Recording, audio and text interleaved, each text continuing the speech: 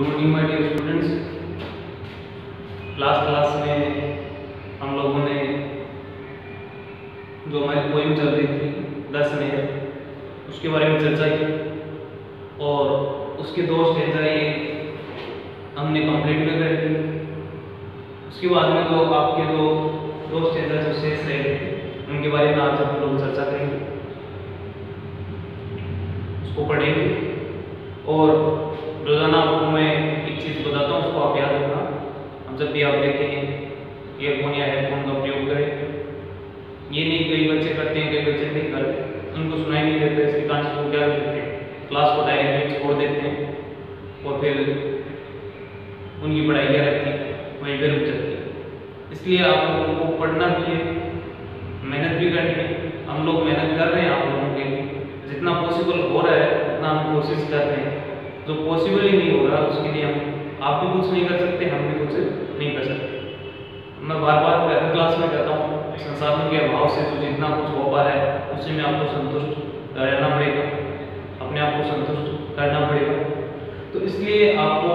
जो हमारी जो पोइम चल रही थी 10 में, अगर आपको बोर्ड के ऊपर जो लिखी हुई जो मटेरियल है अगर आपको क्लियर नहीं दिखाई दे रहा है, आप वीडियो की क्वालिटी को इंक्रीज कर सकते हैं, अपनी टेक्स्ट बुक को लेकर के साथ में बुक को लेकर के बैठ सकते हैं और हम शुरू करते हैं। तो इसके जो राइटर थे पोएम के वो कौन थे आपके, जेम्स स्टीफंस। राइटर कौन थे हमारे, जेम्स स्टीफंस। जेम्स स्टीफंस के बारे में कल हम लोगों ने चर्चा की कि वो स्लम्स में रहते थे, डबलिन नाम की जो जगह थी वो छोड़ो। आज अपन चर्चा करते हैं जो हमारी पोएम थी, हमने कल जो पढ़ा था उसके बारे में थोड़ा सा रिवाइज कर लेते हैं ताकि आप उस पीछे वाली चीज़ से वापस जुड़ जाएं और आपको पूरी तरह से कोई पोएम अच्छी तरह से समझ में आ जाए। तो I hear a sudden cry of pain, तो मैंने आपको बताया कि कवि क्या कर रहा है, आपको भी इमेजिन करनी है। यहाँ पे कवि भी क्या कर रहा है, उस दृश्य की इमेजिन, यानी दृश्य उस कवि ने देखा है, महसूस भी किया है, लेकिन अब वो दृश्य को अपनी शब्दों के माध्यम से इमेजिन करते हुए क्या करते हैं आपकी तक पहुंचाने की कोशिश कर रहे हैं। I hear a sudden cry of pain, तो पोइट क्या कहता है, जेम्स स्टीफंस क्या कहते हैं कि मेरे को अचानक किसकी सुनाई दी, एक आवाज सुनाई दी और वो आवाज किससे भरी हुई थी, दर्द या चीख से भरी हुई जो आवाज थी। There is a rabbit in a snail, तो कवि ने इतना अंदाजा लगा लिया पोइट ने कि जरूर वहां पे क्या है, वो रैबिट है, कोई खरगोश है जो किसके अंदर फंसा हुआ है, एक स्नेल यानी एक जाल के अंदर फंसा हुआ। Now I hear the cry again, तो पोइट क्या कहता है, अभी वापस मेरे को वो आवाज सुनाई देती है उसके रोने की, उसकी चिल्लाने की, जो उसकी दर्द वाली जो उसकी चीख है वो मेरे को दोबारा सुनाई देती है। But I can not tell from where, लेकिन कभी लास्ट में क्या करते हैं हम लोगों को कि मैंने उसको बहुत खोजा ढूंढा लेकिन मैं उसको नहीं ढूंढ पाया। तब तक यानी क्यों नहीं ढूंढ पाया कि उसकी आवाज़ उसको सुनाई दे रही थी, जंगल बड़ा विशाल था और जंगल में आवाज़ क्या कर रही थी, गूंज रही थी। कभी उसकी सहायता करना चाहते हैं, किसकी, खरगोश की, लेकिन खरगोश बेचारे को वो लोग क्या नहीं कर पाए, कभी क्या नहीं कर पाया, ढूंढ नहीं पाया। तो वो क्या कहता है, but I can not tell from where, लेकिन मैं आपको नहीं बता सकता, किसको नहीं बता सकता, हम लोगों को, कि वो आवाज़ कहाँ से आ रही थी, वो रैबिट कहाँ पे फंसा हुआ था। केवल उसकी आवाज़ से चीख से अंदाजा लगाया जा रहा था कि वो खरगोश था, वो किसके अंदर फंसा हुआ था, जाल के अंदर फंसा हुआ। आगे देखते हैं, he is calling out for aid, और कवि को उसकी दर्दनाक पीड़ा, दर्द से भरी हुई, पीड़ा से भरी हुई आवाज को सुनकर कवि इतना अंदाजा लगा लेता है, इतनी इमेजिन कर लेता है कि वो किसके लिए, कॉलिंग आउट फॉर एड, कि वो सहायता के लिए क्या कर रहा है, चिल्ला रहा है। एड का मतलब क्या होता है, सहायता। कॉलिंग आउट पुकार रहा है, सहायता के लिए क्या कर रहा है, हम लोगों को बुला रहा है। क्राइंग ऑन द फ्राइटेंड है, और वो इस दर्द यानी इस प्रकार की जो फ्राइटेंड जो भयभीत जो हवा है, इस प्रकार का जो माहौल बना हुआ है, इस प्रकार का जो वातावरण बना हुआ है, इसके अंदर वो चिल्ला रहा है, जिसके कारण से मेकिंग एवरीथिंग अफ्रेड, प्रत्येक चीज यानी जो जंगल का रोम किससे डर, यानी रोम क्या हो रहा था, भयभीत हो रहा था, यानी जंगल में हर जगह कभी को कैसा महसूस हो रहा था, डरावना सा महसूस हो रहा था, क्योंकि उसके रोने की दर्दनाक जो चीख थी उसके कारण से वातावरण कैसा बन गया था, बड़ा ही जो भयानक और भयभीत करने वाला वातावरण बन गया। अब अपन नेक्स्ट जो हमारे 2 स्टेंजा रह गए थे उनके बारे में चर्चा करें। मेकिंग एवरीथिंग अफ्रेड,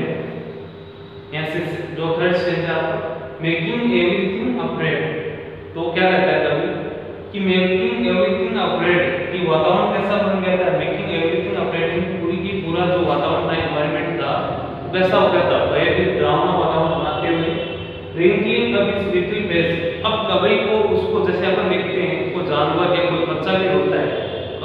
शुरुआत में जब वो रोता है उसकी रोने की लय अलग होती है, एकदम जिसकी अपन बात करते हैं वो अलग होती है, और जैसे वो 10-5 मिनट रो लेता है तो उसके बाद में उसकी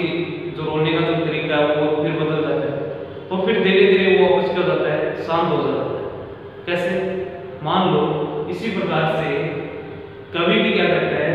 कि wrinkling up his little face, उसकी जैसे आवाज, रोने की आवाज कवि को विचित्र दिखाई देती है, परिवर्तन दिखाई देता है आवाज के अंदर, आवाज उसको दबी हुई महसूस करती है, महसूस हो रही है, होती है, तो कवि क्या कहता है कि wrinkling up his little face, कवि अंदाजा लगा लेता है, इमेजिन कर लेता है। जैसे एक बंद कमरे में कोई बच्चा रो रहा है और आप बाहर बैठे हैं, 10 मिनट से बच्चा रो रहा है, शुरुआत जब बच्चे ने रोने की शुरुआत की तब आप तब से वापस वहीं पे बैठे, बाद में वो धीरे धीरे रो नहीं पाता इतनी देर तक लगातार जोर जोर से, तो इस कारण से वो धीरे धीरे क्या होता है, सिसकारियां सुनके लेते हुए इस प्रकार से वो क्या होता है, धीरे धीरे रुकने की कोशिश करता है, तब हमको पता चल जाता है कि बच्चा क्या हो गया है, थक गया है। छोटा बच्चा होता है वो हमको क्या लगता है कि वो थक गया, तो क्या होगा, वो सो जाएगा। कहने का मतलब इसी प्रकार से उसकी आवाज को सुनकर के कवि भी क्या करते हैं, कवि भी क्या करता है, अंदाजा लगा लेता है, इमेजिन कर लेता है कि wrinkling up his little face, wrinkling का मतलब होता है जोरियां पड़ना चेहरे के अंदर, कि जोरियां पड़ने का मतलब यहाँ से किससे, थकान से लिया जा रहा है, कि अब उसका चेहरा पहले बहुत जोर से रो रहा था, आप देखते हैं कोई बच्चा हो, कोई भी रो रहा है, लेकिन लास्ट में वो धीरे धीरे रोता रोता क्या हो जाता है, बंद हो जाता है, और बंद होता है तो उसका चेहरा क्या हो जाता है, मुरझा जाता है, इस प्रकार से। तो ऐसे ही क्या होता है, कभी भी अंदाजा लगा लेते हैं कि अब उसके चेहरे पे क्या पड़ चुकी है, रिंकलिंग में चूड़ियां पड़ चुकी है, इसका मतलब वो क्या हो गया, रोते हुए थक चुका है, टायर्ड हो चुका है, as he cries again for aid. लेकिन बेचारा अब भी वो, अपन देखते हैं बच्चा रोने के बाद में भी उसको याद आता है वापस कि हाँ मैं रो रहा था इतनी देर, तो वो वापस को क्या करता है, रोना शुरू कर देता है, एक बार भूल भी जाता है बच्चा, वापस क्या करना है, रोना शुरू कर देता है। तो as he cries again for aid, तो कभी क्या करता है उसका चेहरा, हालांकि उसके रोने की जो लय थी उससे पता चल रहा था कि उसके चेहरे यानी वो थक चुका है, उसके चेहरे पे चुड़ियां पड़ चुकी है, लेकिन फिर भी as he cries again for aid, अब भी वो किसके लिए चिल्ला रहा था, एड यानी सहायता के लिए चिल्ला रहा था, दोबारा उसकी आवाज सुन रही थी, लेकिन वो धीमी आवाज में रो रहा था, ऐसा इमेजिन कर सकते हैं। And I can not find the place, लेकिन कवि यहाँ पे असमर्थता की स्थिति में है, यहाँ पे बेचारे कवि कुछ नहीं कर सकता, क्योंकि जंगल बड़ा बहुत विशाल जंगल है, उसके अंदर उसकी आवाज को ढूंढ, आवाज के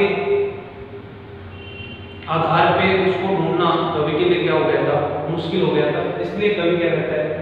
and I can not find the place, कि मैं उस स्थान को क्या नहीं कर पाया, ढूंढ नहीं पाया, and I can not find the place, कि मैंने बहुत कोशिश की, लेकिन मैं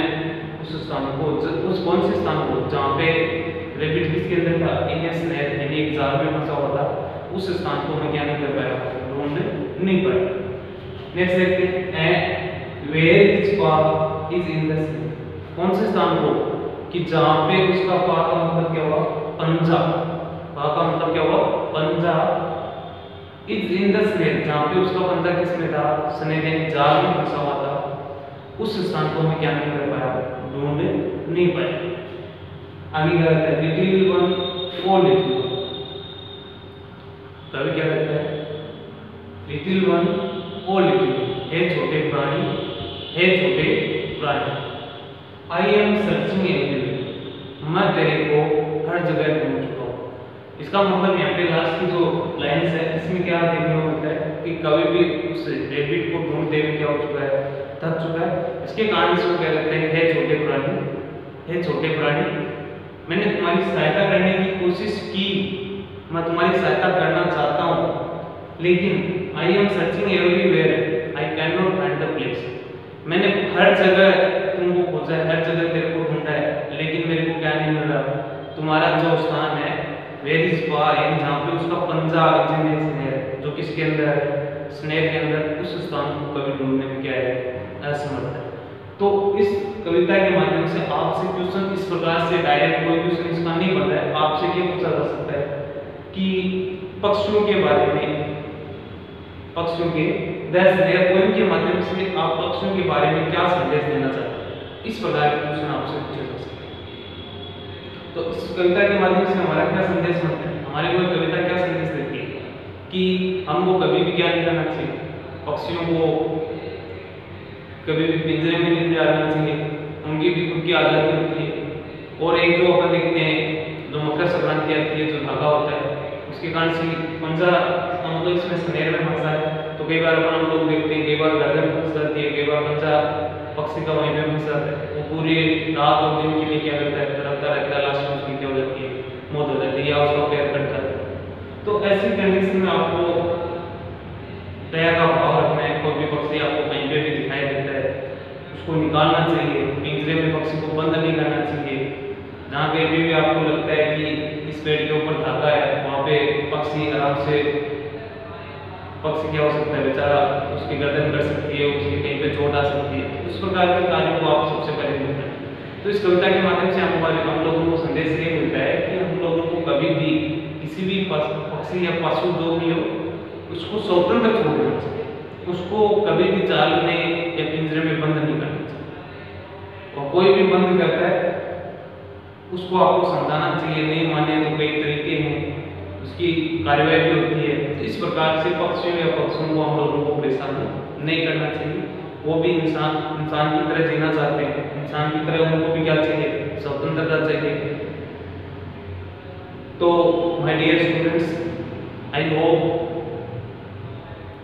आप लोगों को अच्छी तरह से समझ में आया होगा। जो हमारी जो पोएम है ये कंप्लीट हो चुकी है। इसके बाद में जो इसके क्वेश्चन आंसर्स है, मैंने आपको बताया कि एक स्टैंजा आने के बाद में एग्जाम की दृष्टि से कैसे पूछा जाएगा, ये स्टैंजा दे दिया और इस स्टैंजा के अंदर